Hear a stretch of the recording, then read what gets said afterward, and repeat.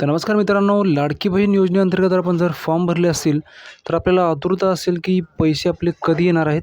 तर 17 तारखेला हे पैसे आपल्या अकाउंटला जमा होणार आहेत. पण तत्पूर्वी मी आपल्याला एक सांगतो, तर हे 3,000 जे आहेत मित्रांनो, नक्की कोणाला भेटणार आहेत हे पण मी आपल्याला सांगतो. काहींनी आतापर्यंत फॉर्म भरले असतील किंवा काहींचे पेंडिंग असतील किंवा काहींचे रिव्ह्यूमध्ये असतील आणि काहींचे अप्रूव्हसुद्धा झाले असतील.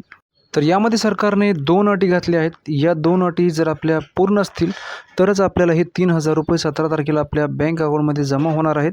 तर पहिली अट जी आहे मित्रांनो, ती पहिली अट अशी आहे की तुमचा फॉर्म जो आहे 14 ऑगस्टपर्यंत ॲप्रूव्ह झालेला असावा, म्हणजेच मंजूर झालेला असावा.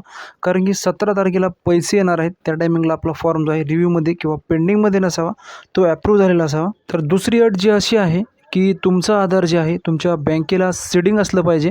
तुमचं अकाउंट किती असू द्या, पण त्याच्यामधलं ज्या अकाउंटला आपला आधार कार्ड सीडिंग असेल त्यामध्ये डायरेक्ट DBT मार्फत जे आहेत 3,000 रुपये आपले जमा होणार आहेत.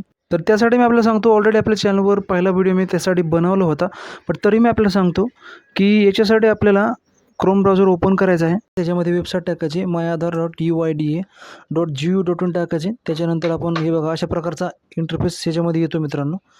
तर खाली असं क्लिक करायचं आहे मित्रांनो. त्याच्यानंतर आपल्याला याच्यामध्ये एक ऑप्शन दिसेल बाय सीडिंग स्टेटस. तर याला मित्रांनो क्लिक करायचं आहे एकदा. अशा प्रकारे मित्रांनो आधार नंबर आणि कॅप्चर कोड टाकल्यानंतर आपल्याला OTPला क्लिक करायचं आहे. याच्यानंतर आपल्याला मेसेजमध्ये एक OTP येईल. तो OTP आपल्याला बघायचा आहे. हा बघा लॉग इन करायचं आहे.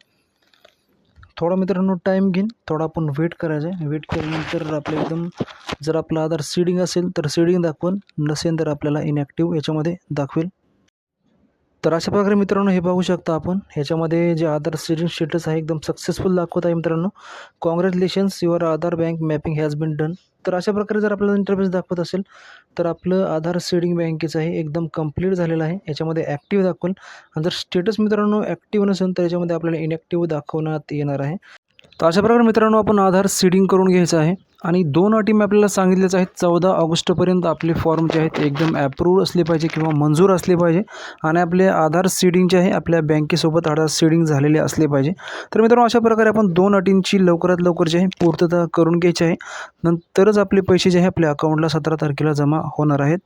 तर हीच होती मित्रांनो छोटीशी माहिती माझ्याकडून. तर व्हिडिओ आवडल्यास व्हिडिओला लाईक करा आणि चॅनलवर जर मित्रांनो नवीन असाल तर चॅनलला सबस्क्राईब करायला विसरू नका.